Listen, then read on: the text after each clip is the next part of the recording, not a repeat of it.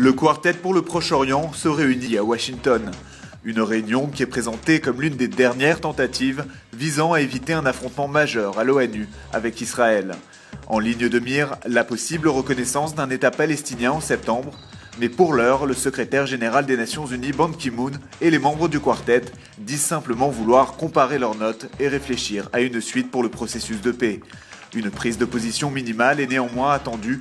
Elle pourrait intégrer la formule du président américain Barack Obama, qui souhaite un accord basé sur les frontières de 67 et sur un échange de territoires. Reste que dans l'entourage de Benyamin Netanyahou, on dit craindre une mauvaise surprise du quartet. De son côté, la France œuvre toujours pour la tenue d'une grande conférence de paix sur le Proche-Orient. Celle-ci pourrait se tenir à Paris en septembre. La loi contre le boycott d'Israël prend forme. Après avoir été présentée lundi en deuxième et troisième lecture à la Knesset, la loi a été approuvée par Benyamin Netanyahou. Initiée par plusieurs députés de droite, dont Zeev Elkin, celle-ci s'attache à sanctionner à l'avenir toute tentative de discriminer l'État hébreu en s'en prenant à ses relations économiques, culturelles ou universitaires. La loi sur le boycott vise également à protéger tout individu ou groupe qui afficherait sa sympathie pour Israël. Cette législation définit par conséquent le boycott comme un acte de malveillance au regard du droit israélien qui sera sanctionné par une amende. Reste que cette loi suscite une vive opposition à gauche de l'échiquier politique israélien. Les travaillistes, Meretz ou encore les partis arabes israéliens sont catégoriquement opposés à ce projet de loi qu'ils considèrent comme une atteinte à la démocratie. Polémique en Israël après la diffusion sur Internet d'une vidéo comparant des policiers israéliens à des soldats nazis. L'unité d'intervention Yassam y est notamment montrée du doigt pour ses violences à l'encontre d'habitants juifs des territoires de Judée-Samarie.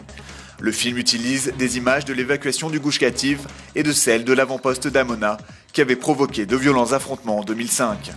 Choqué par ces images, le chef de la police israélienne Yohanan Danino a exigé qu'une enquête rapide soit menée afin de retrouver et de sanctionner les auteurs de cette vidéo. D'ores et déjà, les soupçons se portent sur plusieurs groupuscules d'activistes juifs issus de la jeunesse des collines. En Tunisie, la révolution du jasmin ne sera vraisemblablement pas très favorable à Israël.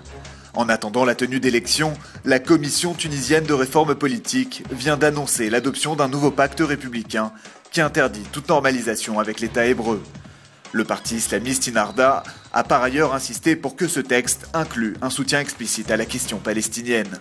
C'est dans ce contexte que dimanche, une manifestation anti-israélienne a rassemblé plusieurs centaines de personnes devant le Palais des Congrès à Tunis.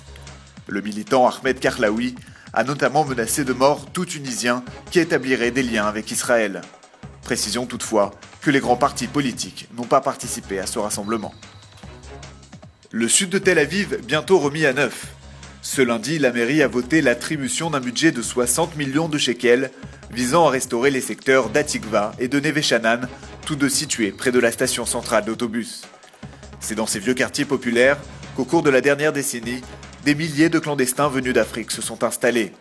La satisfaction est grande du côté des riverains qui depuis longtemps dénonçaient l'insalubrité des lieux.